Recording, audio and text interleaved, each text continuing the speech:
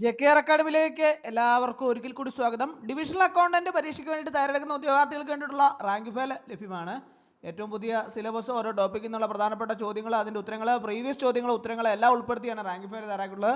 ആവശ്യമുള്ള ഉദ്യോഗാർത്ഥികൾ ഉടൻ തന്നെ കോൺടാക്ട് ചെയ്യുക.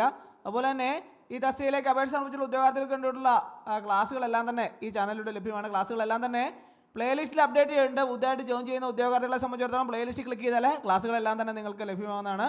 അപ്പോൾ നമുക്ക് ക്ലാസ്സിലേക്ക് കടക്കാം അല്ലേ. പരീക്ഷയ്ക്ക് ഇനി 8 ദിവസം കൂടി ഉള്ളൂ. അപ്പോൾ പരീക്ഷയ്ക്ക് വേണ്ടിയിട്ട് തയ്യാറെടുക്കുന്ന ഉദ്യോഗാർത്ഥികൾക്ക് വളരെ പ്രധാനപ്പെട്ട ചോദ്യങ്ങളാണ് ഇന്നത്തെ ക്ലാസ്സിൽ ഉൾപ്പെടുത്തിയിട്ടുള്ളത്. സ്റ്റേറ്റ്മെന്റ് ചോദ്യങ്ങളാണ്. അപ്പോൾ നമുക്ക് ക്ലാസ്സിലേക്ക് കടക്കാം. ആദ്യത്തെ ക്വസ്റ്റ്യൻ നോക്കാം.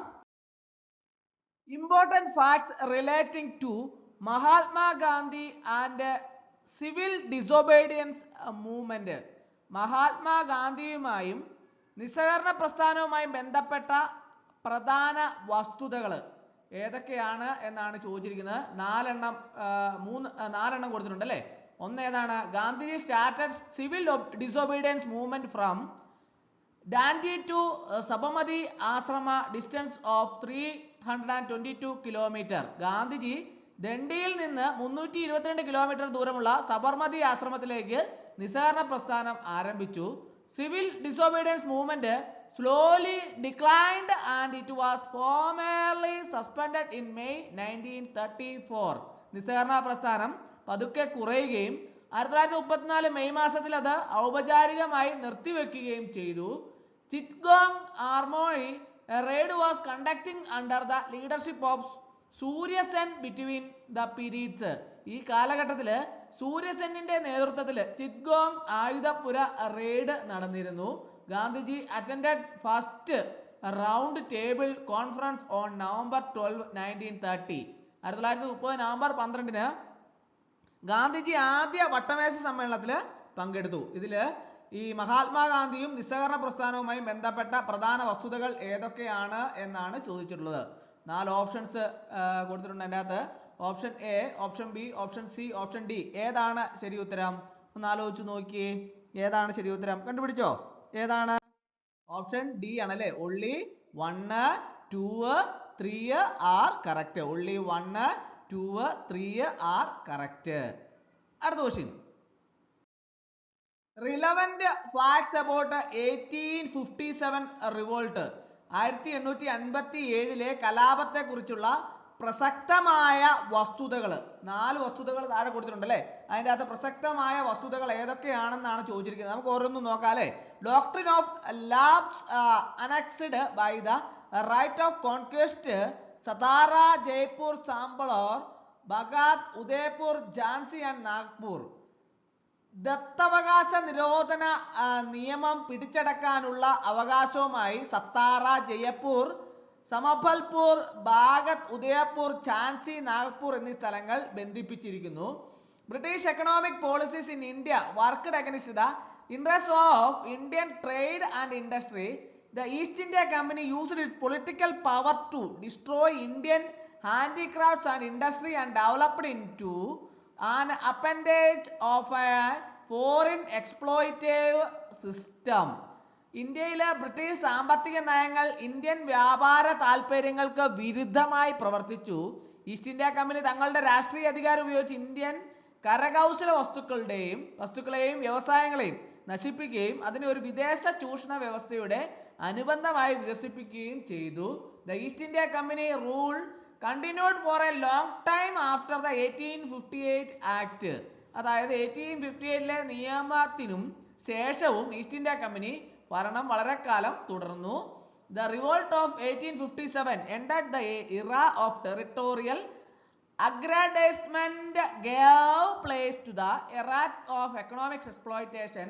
The emotional after effects of the revolt were perhaps the most unfortunate. Racial bitterness was perhaps the worst legacy of the struggle.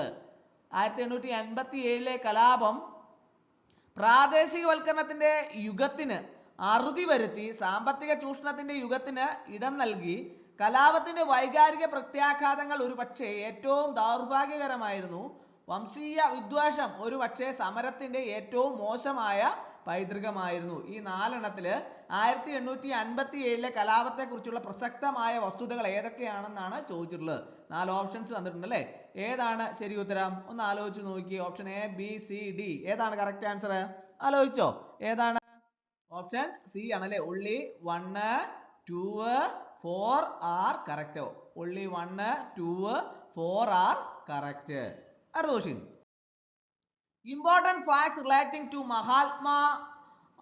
Marthanda Varma's Battle of Kolachal. Important facts relating to Marthanda Varma's Battle of Kolachal.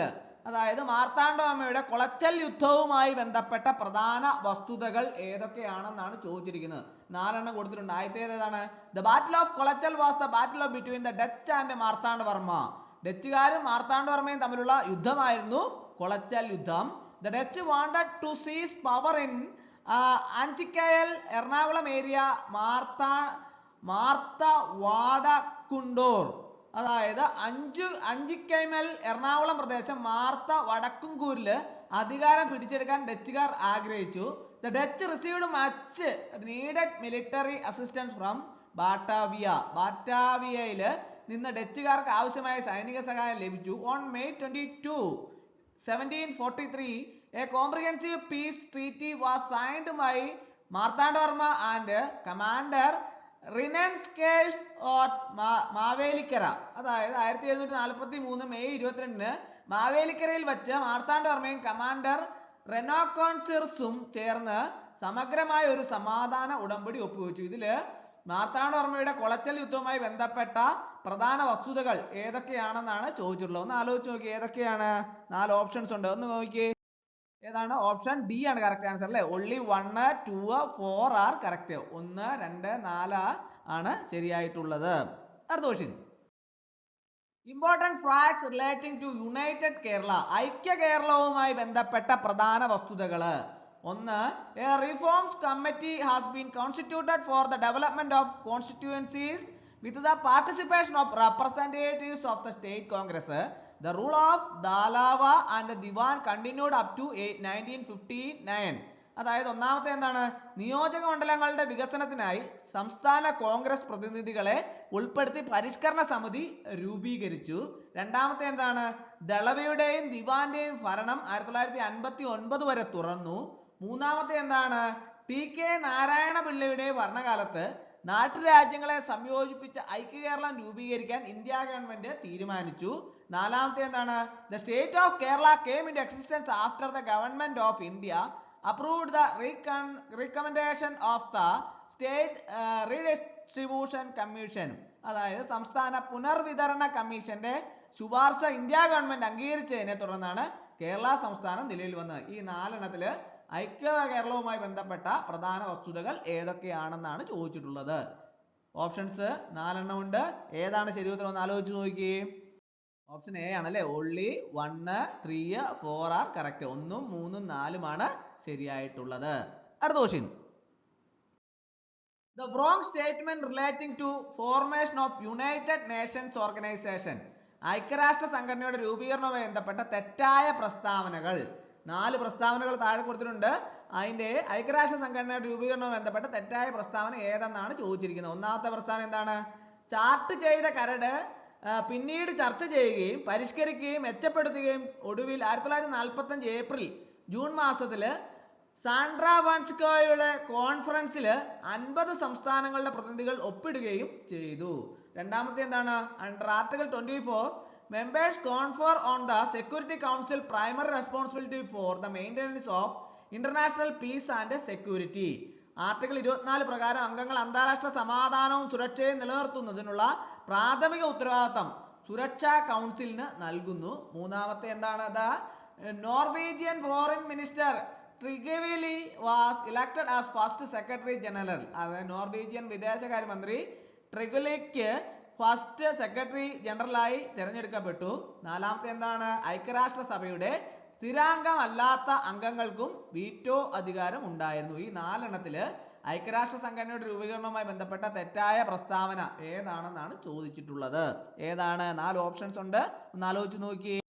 ഏതാണ്? Option B ആണ് correct answer. only 4 is correct. only 4 is correct. അടുത്ത question. Important facts connected with Azadi കാ അമൃത് മഹോത്സവ്. അതായത് ആസാദി കാ അമൃത് മഹോത്സവവുമായി ബന്ധപ്പെട്ട പ്രധാന വസ്തുതകൾ. നാല് വസ്തുതകൾ കൊടുത്തിട്ടുണ്ട്. അതിൻ്റെ അകത്ത് പ്രധാനപ്പെട്ട വസ്തുതകൾ ഏതൊക്കെയാണെന്നാണ് ചോദിച്ചിരിക്കുന്നത്. ഒന്നാമത്തെ എന്താണ്? ആസാദി കാ അമൃത് മഹോത്സവം സ്വാതന്ത്ര്യത്തിന്റെ 75-ാം വാർഷികം ആഘോഷിക്കുന്നതിനും 75-ാം വാർഷികം ആഘോഷിക്കുന്നതിനുമായി ഇന്ത്യ ഗവൺമെന്റ് ഒരു സംരംഭമാണ്. രണ്ടാമത്തെ എന്താണ്? ആസാദി കാ Amrit Mahotsav commenced 15th August 2022 which started a 50-week countdown to our 75th anniversary of independence and will end post a year on 15th August 2023. Azadi കാ അമൃത് മഹോത്സവം 2022 ഓഗസ്റ്റ് 15-ന് ആരംഭിച്ചു. അത് നമ്മുടെ 75-ാം സ്വാതന്ത്ര്യ വാർഷികത്തിനായുള്ള 50 ആഴ്ചകളുടെ കൗണ്ട് ഡൗൺ ആരംഭിച്ച ഒരു വർഷത്തിന് ശേഷം 2023 ഓഗസ്റ്റ് 15-ന് അവസാനിക്കുക. It helps bring alive stories of unsung heroes whose sacrifice have made freedom a reality for us. സ്വാതന്ത്ര്യം നമുക്ക് യാഥാർത്ഥ്യമാക്കിയ ത്യാഗങ്ങൾ പാടാത്ത നായകന്മാരുടെ ജീവനുള്ള കഥകൾ കൊണ്ടുവരാൻ ഇത് സഹായിക്കുന്നു. Programs under this theme include Birsa Munda Jayanti, Declaration of Provisional Government of Free India by Netaji, Shahid Divas, etc. Birsa Munda Jayanti, നേതാജിയുടെ താൽക്കാലിക സ്വാതന്ത്ര്യ ഇന്ത്യയുടെ പ്രഖ്യാപനം, ഷഹീദ് ദിവാസ് തുടങ്ങിയവ ഈ വിഷയത്തിന് കീഴിലുള്ള പരിപാടികളിൽ ഉൾപ്പെടുന്നു. ഈ 4 പ്രസ്താവനകളിൽ ഏതാണ് ആസാദി കാ അമൃത് മഹോത്സവവുമായി ബന്ധപ്പെട്ട പ്രധാനപ്പെട്ട വസ്തുതകൾ? 4 ഓപ്ഷൻസ് ഉണ്ട്. ഏതാണ് ശരി ഉത്തരം? ഒന്ന് കണ്ടുപിടിച്ചേ. ഏതാണ്? ഓപ്ഷൻ ബി ആണല്ലേ. only 1, 3, 4 are correct. ഒന്നാമത്തേതും മൂന്നാമത്തേതും നാലാമത്തേതുമാണ് ശരിയായിട്ടുള്ളത്. അടുത്ത question. In which season the phenomenon of monsoon trough and elongated pressure through across Ganga basin up to the head of Bay of Bengal occur? Ganga തടാകത്തിന് കുറുകെ ബംഗാൾ ഉൾക്കടലിന്റെ തലവരെ നീണ്ടു കിടക്കുന്ന മർദ്ദം മൺസൂൺ ട്രാഫ് എന്ന പ്രതിഭാസം ഏത് സീസണിലാണ് സംഭവിക്കുന്നത്? 4 ഓപ്ഷൻസ് ഉണ്ട്. ഏതാണ് ശരി ഉത്തരം? ഒന്ന് ആലോചിച്ച് നോക്കിയേ. ഏതാണ് ശരി ഉത്തരം? കണ്ടുപിടിച്ചോ? ഏതാണ്? ഓപ്ഷൻ സി ആണല്ലേ. South west monsoon season. South west monsoon season. അടുത്ത question. Innermost zone of interior of the earth extends from 2800 km depth to the nucleus of the core is termed as. 2800 kilometre ആഴം മുതൽ ക്യാമ്പിന്റെ nucleus വരെ വ്യാപിച്ചു കിടക്കുന്ന ഭൂമിയുടെ ഏറ്റവും ഉൾഭാഗത്തെ dash എന്ന് വിളിക്കുന്നു. എന്താണ് വിളിക്കുന്നത്? 4 ഓപ്ഷൻസ് ഉണ്ട്. ഏതാ ശരി ഉത്തരം? ആലോചിച്ച് നോക്കി. ബാരിസ്ഫിയർ ആണല്ലേ. ബാരിസ്ഫിയർ ഓപ്ഷൻ എ ആണ് കറക്റ്റ് ആൻസർ. അടുത്ത question. Resources which are found in a region but haven't been utilized and aren't developed properly. ഒരു പ്രദേശത്ത് കാണപ്പെടുന്നതും എന്നാൽ ഉപയോഗപ്പെടുത്താത്തതും ശരിയായി വികസിച്ചിട്ടില്ലാത്തതുമായ വിഭവങ്ങൾ ഏതാണ്? 4 ഓപ്ഷൻസ് ഉണ്ടെന്ന് ആലോചിച്ച് നോക്കി. ഏതാണ് ശരി ഉത്തരം? ഏതാണ്? ഓപ്ഷൻ സി ആണല്ലേ. Potential resource. Potential resource. അടുത്ത question. India's first earth observation satellite which is to be placed in a geosynchronous transfer orbit by GSLV F10. അതായത് GSLV F10 ജിയോസിൻക്രോണസ് ട്രാൻസ്ഫർ ഓർബിറ്റൽ സ്ഥാപിക്കുന്ന ഇന്ത്യയുടെ ആദ്യത്തെ ഭൗമ നിരീക്ഷണ ഉപഗ്രഹം ഏതാണ്? ഒന്ന് ആലോചിച്ച് നോക്കിയേ. ഏതാണ് ശരി ഉത്തരം എന്ന്? 4 ഓപ്ഷൻസ് ഉണ്ട്. ഏതാണ് ശരി ഉത്തരം? ഓപ്ഷൻ ബി ആണല്ലേ. GISAT-1. GISAT-1. അടുത്ത question. Largest ethnic group concentrated in Niger and northwestern Nigeria.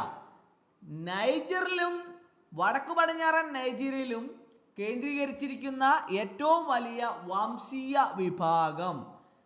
Largest ethnic group concentrated Niger and north western Nigeria. നൈജറിലും വടക്ക് പടിഞ്ഞാറൻ നൈജീരിയയിലും കേന്ദ്രീകരിച്ചിരിക്കുന്ന ഏറ്റവും വലിയ വംശീയ വിഭാഗം ഏതാണ്? ശരി ഉത്തരം ഒന്ന് ആലോചിച്ച് നോക്കിയേ. മാസായി, ഹൗസ, ബിന്ദിപു, ടൂറൈഗ്സ്. ഏതാണ് ശരി ഉത്തരം? ഓപ്ഷൻ ബി ആണല്ലേ, ഹൗസായാണ് കറക്റ്റ് ആൻസർ, ഓപ്ഷൻ ബി. അടുത്ത question. Central tuber corps research institute situated in, കേന്ദ്ര കിഴങ്ങുവിള ഗവേഷണ സ്ഥാപനം സ്ഥിതി ചെയ്യുന്നത്, അത് എല്ലാവർക്കും അറിയാവുന്ന അല്ലേ, ഏതാണ്? ശ്രീകാര്യമാണ് അല്ലെ, ശ്രീകാര്യമാണ് കറക്റ്റ് ആൻസർ. അടുത്ത question. The main objective of WTO is, അതായത് WTOയുടെ പ്രധാന ലക്ഷ്യം, 4 ഓപ്ഷൻസ് കൊടുത്തിട്ടുണ്ട്. അതിൻ്റെ അകത്ത് WTOയുടെ പ്രധാന ലക്ഷ്യം ഏതാണ് എന്നാണ് ചോദിച്ചിട്ടുള്ളത്. ഏതാണ് ശരി ഉത്തരം? ഓപ്ഷൻ എ, രാജ്യങ്ങൾക്കിടയിൽ ചരക്കുകൾക്കും സേവനങ്ങൾക്കുമായി ഒരു വ്യാപാര വേദി സ്ഥാപിക്കുക. ഓപ്ഷൻ ബി, ചരക്കുകൾക്കും സേവനങ്ങൾക്കുമായി അന്താരാഷ്ട്ര മത്സരവിപണി പ്ലാറ്റ്ഫോം സ്ഥാപിക്കുക. ഓപ്ഷൻ സി, ലോക വിഭവങ്ങളുടെ ഒപ്റ്റിമൽ വിനിയോഗം ഉറപ്പാക്കാൻ ഒരു നിയമാധിഷ്ഠിത വ്യാപാര വ്യവസ്ഥ സ്ഥാപിക്കുക. ഓപ്ഷൻ ഡി, മിച്ച വിഭവങ്ങളുടെ വ്യാപാരത്തിനായി രാഷ്ട്രങ്ങൾക്കിടയിൽ സഹകരണ ഭരണം സ്ഥാപിക്കുക. ഏതാണ് ശരി ഉത്തരം? ഓപ്ഷൻ സി ആണല്ലേ, to establish a rule based trade regime to ensure optimum utilisation of world resources. അടുത്ത question. GSTN stands for, GSTN എന്നതിന്റെ അർത്ഥം ഒന്ന് ആലോചിച്ച് നോക്കിയേ, ഏതാണ്? GSTN സ്റ്റാൻഡ്സ് ഫോർ ഏതാണ്? Goods and services tax network, goods and services tax network. അടുത്ത question. According to the difference between Niti Aayog and planning commission which of the following statement are correct? നീതി ആയോഗവും ആസൂത്രണ കമ്മീഷനും തമ്മിലുള്ള വ്യത്യാസം അനുസരിച്ച് താഴെ പറയുന്നതിൽ ഏത് പ്രസ്താവനകളാണ് ശരിയായിട്ടുള്ളത്? ഒന്ന്, NITI Aayog has no such power to impose policies on state, it is an advisory body. സംസ്ഥാനത്ത് നയങ്ങൾ അടിച്ചേൽപ്പിക്കാൻ നീതി ആയോഗിന് അധികാരമില്ല, അതൊരു ഉപദേശക സമിതിയാണ്. രണ്ട്, the planning commission previously had the power to impose state policies, the project approved by the planning commission. സംസ്ഥാന നയങ്ങൾ അടിച്ചേൽപ്പിക്കാൻ ആസൂത്രണ കമ്മീഷൻ മുമ്പ് അധികാരം ഉണ്ടായിരുന്നു, പദ്ധതികൾ അംഗീകരിക്കുന്നതിന് ആസൂത്രണ കമ്മീഷനാണ്. അപ്പോൾ ഏതാണ് ഈ നീതി ആയോഗ് ആസൂത്രണ കമ്മീഷൻ തമ്മിലുള്ള വ്യത്യാസം അനുസരിച്ച് താഴെ പറയുന്നതിൽ ഏത് പ്രസ്താവനകളാണ് ശരിയായിട്ടുള്ളത്? ഒന്ന് ആലോചിച്ച് നോക്കിയേ. ബോത്ത് 1 and 2 ആർ കറക്റ്റ്, രണ്ടും കറക്റ്റ് ആണ് അല്ലേ, ബോത്ത് 1 and 2 ആർ കറക്റ്റ്. അടുത്ത question. Among the following which tax is being subsumed at central level? താഴെ പറയുന്നതിൽ ഏത് നികുതിയാണ് കേന്ദ്ര തലത്തിൽ ഉൾപ്പെടുത്തുന്നത്? ഏത് നികുതിയാണ് കേന്ദ്ര തലത്തിൽ ഉൾപ്പെടുത്തുന്നത്? ഒന്ന് ആലോചിച്ച് നോക്കിയേ, ഏതാണ്?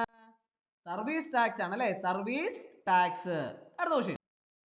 The state in which the first food museum of the country recently inaugurated by the Honorable Minister Sri Piyush Goyal is, ബഹുമാനപ്പെട്ട മന്ത്രി ശ്രീ പീയൂഷ് ഗോയൽ ഈയിടെ ഉദ്ഘാടനം ചെയ്ത ആദ്യത്തെ ഭക്ഷ്യ മ്യൂസിയം ഏത് സംസ്ഥാനത്താണ്?